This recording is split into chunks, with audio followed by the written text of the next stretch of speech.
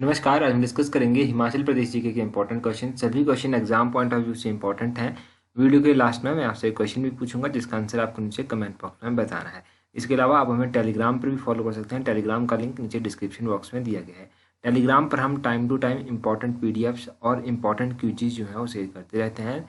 Telegram पर आप ज़रूर फॉलो कर लें ताकि इंपॉर्टेंट इन्फॉर्मेशन भी आपको वहाँ से मिलती रहे। तो चलिए डिस्कस करते हैं आज की वीडियो का फर्स्ट क्वेश्चन। सबसे पहला क्वेश्चन जो वो है, Shri Kartar Parasram recently honoured with Padmashri award 2020 his native district is. तो श्री करतार पारसराम को हाल ही में पद्मश्री 2021 पुरस्कार से सम्मानित किया गया है।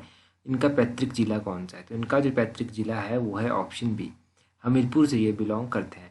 ये हमीरपुर से एग्जैक्टली कहाँ से बिलोंग करते हैं? ये हमीरपुर के नतौन के नहौली गांव से बिलोंग करते हैं।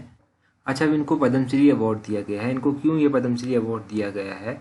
इनको इसलिए दिया गया है क्योंकि ये बांस की कुछ आकृतियां बनाते हैं, कुछ मूर्तियां बनाते हैं। तो बांस की कलाकृति के लिए इनको ये दिया गया है। बैम्बू जिसको हम कहते हैं उसके लिए इनको दिया गया है। ये किस तरह की मूर्तियां बनाते हैं? जैसे कि ये एफिल टावर की मूर्ति बना देंगे, ताजमहल की मूर्ति बना देंगे, या फिर ये कोई भी भगवान की मूर्ति जो है वो बना देंगे। इसलिए इनको ये अवार्ड जो है वो दिया गया है। अब दूसरी बात की, पद्मश्री अवार्ड जो है वो अलग अलग श्रेणियों में दिया जाता है। जैसे कि आर्ट में दिया जाएगा, सोशल वर्क के लिए दिया जाएगा, साइंस में दिया जाएगा, ट्रेड में दिया जाएगा, इंडस्ट्री में दिया जाएगा। इस तरह से बहुत सारी ऐसे अलग अलग सेक्टर इन्होंने डिवाइड किए हैं कि कहाँ पर पद्मश्री अवार्ड दिया जाएगा। तो अगर आपसे पूछा जाए कि श्री करतार पारसराम को जो है वो कौन सी श्रेणी में ये अवार्ड दिया गया है, तो इनको आर्ट की श्रेणी में, कला की श्रेणी में ये दिया गया है। ये भी काफ़ी इंपॉर्टेंट है, आर्ट की श्रेणी में इनको ये दिया गया है। अब यहीं से कुछ और इम्पोर्टेंट क्वेश्चन भी बनते हैं पद्मश्री अवार्ड से रिलेटेड।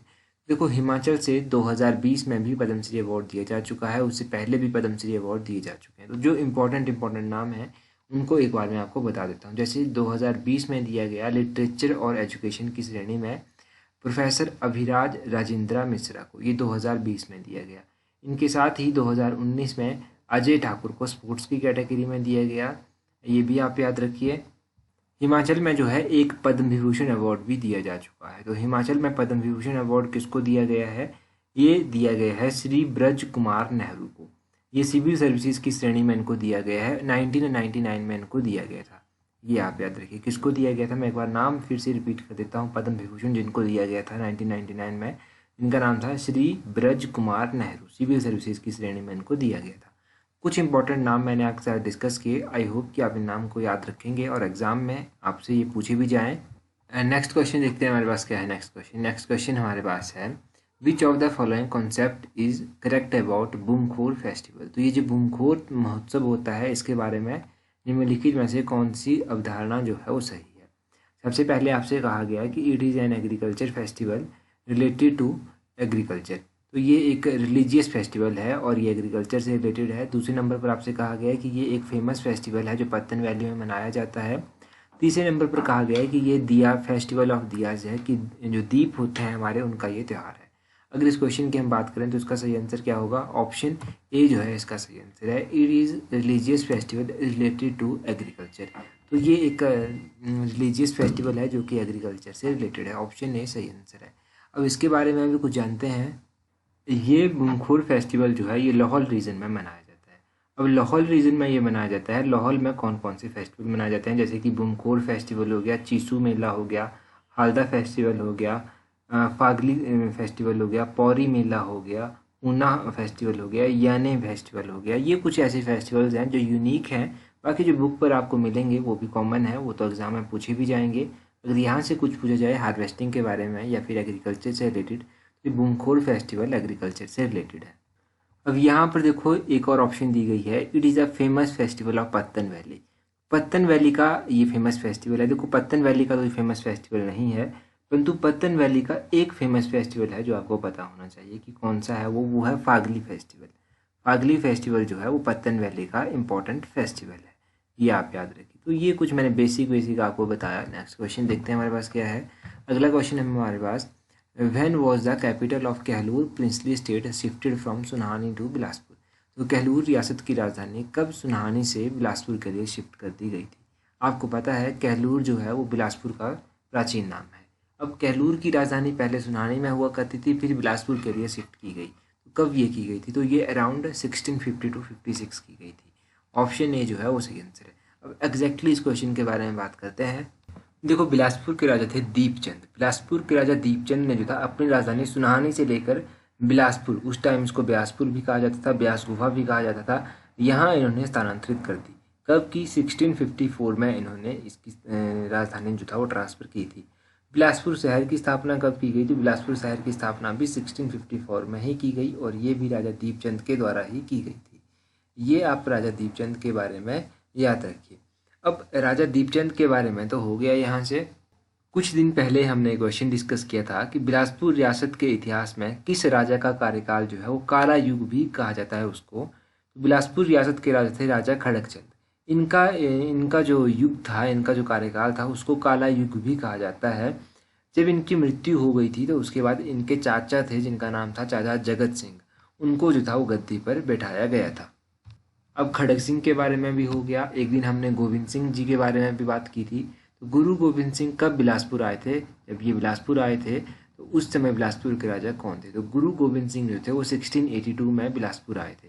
जब ये बिलासपुर आए थे तो उस टाइम बिलासपुर के राजा थे राजा भीमचंद। ये सब आप याद रखिए। ये बेसिक क्वेश्चन है, जस्ट रिवाइज करना हमारा मोटो है। पहले बाकी हमने यहाँ से पढ़ लिया था डिटेल में। अगला क्वेश्चन देखिए। अगला क्वेश्चन है, eight which place in Sirmaur district of Himachal Pradesh is Balasundari temple. तो हिमाचल प्रदेश के सिरमौर जिले के किस स्थान पर बालासुंदरी मंदिर है? तो हिमाचल प्रदेश में जो है वो सिरमौर डिस्ट्रिक्ट में बालासुंदरी मंदिर स्थित है। ये मंदिर जो है कहाँ पर स्थित है? ये स्थित है त्रिलोकपुर में। ऑप्शन डी जो है वो सही आंसर है। त्रिलोकपुर में ये मंदिर जो है वो स्थित है। तो यहाँ से भी कुछ जानेंगे इंपॉर्टेंट। ये जो बालासुंदरी मंदिर है इसको त्रिलोकपुर मंदिर के नाम से भी जाना जाता है। तो ये त्रिलोकपुर में स्थित है। यहाँ से ये आपको याद रह जाएगा। कौन सा आर्किटेक्ट स्टाइल है इस मंदिर का? तो ये डोम आर्किटेक्ट स्टाइल में बना हुआ है। डोम आर्किटेक्ट स्टाइल में। और कौन सा मंदिर बना हुआ है? देखो, ज्वालाजी मंदिर जो है वो भी डोम आर्किटेक्ट स्टाइल में बना हुआ है। और कल आई थिंक गिरिराज की वीडियो में हमने एक क्वेश्चन डिस्कस किया था, वो था भूतनाथ मंदिर के बारे में। भूतनाथ मंदिर जो है वो शिखर स्टाइल में बना हुआ है। और मंडी में भी एक ऐसा मंदिर है जो डोम आर्किटेक्ट स्टाइल में बना हुआ है, जिस मंदिर का नाम है तारना देवी मंदिर। तारना देवी मंदिर या फिर इसको श्यामा काली मंदिर भी कहा जाता है। खैर, बात करते हैं सिरमौर डिस्ट्रिक्ट की फिर से। सिरमौर में जो है वो देई का मंदिर भी स्थित है। देई का मंदिर सिरमौर में कहाँ पर स्थित है? तो देई का मंदिर सिरमौर के पोंटा साहिब में स्थित है। बाकी यही था यहाँ से। नेक्स्ट क्वेश्चन देखते हैं हमारे पास क्या है। नेक्स्ट क्वेश्चन हमारे पास है, when was Moravian mission set up in Lahaul area of Himachal Pradesh. तो कब हिमाचल प्रदेश के लाहौल क्षेत्र में जो था वो मोरावियन मिशन सेटअप किया गया था? देखो, ये मोरावियन मिशन कब लाहौल आया था? मोरावियन मिशन लाहौल पहुंचा था 1853 में। ऑप्शन ए जो है वो सही आंसर है। ऑप्शन ए यहाँ से सही आंसर है। अब कुछ इंपॉर्टेंट क्वेश्चन लाहौल स्पीति के बारे में जान लेते हैं। काफ़ी टाइम से हमने लाहौल के बारे में रिवाइज नहीं किया है। तो देखो, यहाँ पर लाहौल स्पीति के बारे में आप देखिए। लाहौल स्पीति का गठन जिले के रूप में कब हुआ था? तो 1 नवंबर 1966 को हुआ था। इसका एरिया कितना है? इसका एरिया है 13,835 स्क्वायर किलोमीटर। बाकी अगर बात करें लाहौल स्पीति के बारे में, 1960 में पंजाब को जो था वो एक जिला बनाया गया था, परंतु उस टाइम इसको पंजाब का जिला बनाया गया था, हिमाचल का जिला नहीं बनाया गया था। हिमाचल का जिला ये 1966 में बना था। लाहौल स्पीति के कुछ इंपॉर्टेंट फेस्टिवल जैसे दशांग फेस्टिवल, थॉन फेस्टिवल, ग्यागो फेस्टिवल, ये फेस्टिवल है। लैंग्वेज से इसकी भोटी हो गया, मंचित हो गया, चांगसा हो गया, गारी हो गया। घंटाल फेस्टिवल स्पीति वैली में मनाया जाता है। रतांग वैली लाहौल स्पीति में है। ग्यास वैली लाहौल स्पीति में है। Pin valley national park Lahaul Spiti में स्थित है, 1987 में बना था। पुंगरी गोम्पा लाहौल स्पीति में स्थित है। रंगोली जो है रंगलोई जो है दूसरा नाम है चंद्रा वैली का। लारी हॉर्स ब्रीडिंग फार्म लाहौल में स्थित है।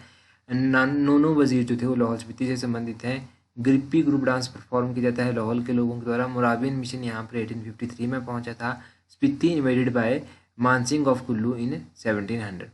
1700 में स्पीति को जो था वो कुल्लू के राजा मानसिंह के द्वारा हराया गया था, इन्वेड किया गया था। और ये 1846 तक उनके ही अधीन रही। पोस्ट ऑफिस ब्रांच ओपन की गई थी केलोंग में 1869 में। थिरोट प्रोजेक्ट रोंगटोंग प्रोजेक्ट लाहौल में स्थित है। वैली ऑफ ग्लेशियर लाहौल को एंड्रयू विल्सन के द्वारा कहा गया। एंड्रयू विल्सन ने एक किताब भी लिखी है जिसका नाम है अबाउट ऑफ गॉड। और this man is no place for man, यानी कि ये स्थान जो है ये इंसानों के लिए नहीं है, ये भी कहा गया था रुद्रयांग किपलिंग के द्वारा। अगर इस मोरावियन मिशन के बारे में कुछ और भी आप जानेंगे, देखो इस मोरावियन मिशन के तहत ही जो था केलांग में आलू की खेती स्टार्ट की गई थी 1857 में, ये भी आप याद रखिए। अगला क्वेश्चन देखते हैं हमारे पास क्या है। नेक्स्ट क्वेश्चन हमारे पास है, Keshang and Kerang streams are the tributaries of. Keshang और कारेंग जो है वो किसकी सहायक नदियाँ हैं? देखो ये जो केशांग और कारेंग है ये किसकी है? ये ऑप्शन बी सतलुज की सहायक नदियाँ हैं। ऑप्शन बी इस क्वेश्चन का सही आंसर होगा। अब सतलुज के बारे में कुछ इंपॉर्टेंट जानकारी आपको पता होनी चाहिए। अब देखो ये सतलुज नदी है, इसका वैदिक नाम है सतुत्री। इसका ओरिजिन हुआ था मानसरोवर झील से जो कि रक्सताल के समीप स्थित है। सतलुज की सहायक नदियाँ कौन कौन सी हैं? इसकी सहायक नदियाँ हैं बसपा, स्पीति, नोगली, सोन, अली, तेंती, यूला, वेंगल, त्रियुंग, डुलिंग, सोलडांग, केशांग, कोरांग, ये इसकी सहायक नदियाँ हैं। ये टोटल डिस्टेंस हिमाचल में कवर करती है 320 किलोमीटर। ये हिमाचल प्रदेश में एंटर करती है सिपकिला के समीप और शिमला में ये एंटर करती है चौरा के समीप। सतलुज नदी मंडी में एंटर करती है फिरनू विलेज के समीप, और ये बिलासपुर में एंटर करती है कसोल के समीप, और बिलासपुर को ये छोड़ती है नीला के समीप।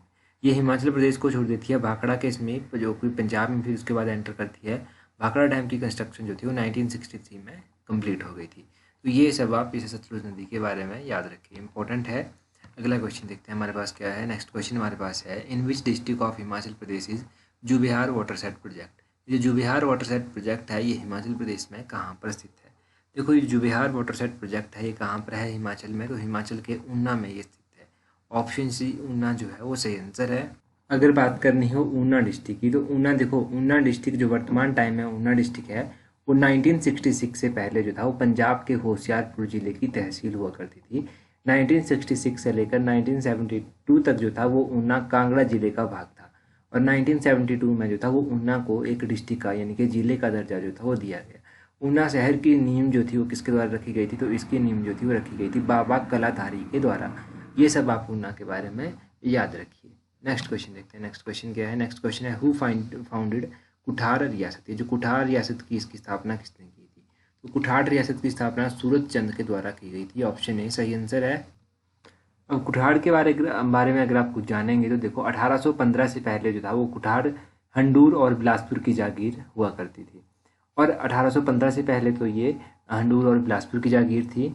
जब गोरखाओं ने आक्रमण किया था तो उस समय कुठार जो था वो कुठार रियासत जो था वो किसकी जागीर थी? तो कुठार रियासत उस टाइम केओंथल की जागीर हुआ करती थी।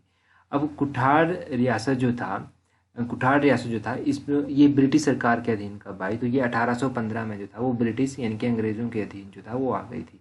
तो ये सब आप याद रखिए कुठार रियासत के बारे में। अगला क्वेश्चन देखते हैं। अगला क्वेश्चन है, लांग दरमा इज़ अ टाइप ऑफ। ये लांग दरमा किसका टाइप है? यहाँ पर कुछ ऑप्शंस दी गई हैं आपके पास। क्या ये मैरिज का टाइप है? क्या ये ड्रेस का टाइप है? क्या ये डांस का टाइप है? क्या ये म्यूजिकल इंस्ट्रूमेंट है? देखो लांग दरमा क्या है? ये एक डांस का टाइप है। ऑप्शन डी जो है इस क्वेश्चन का सही आंसर होगा।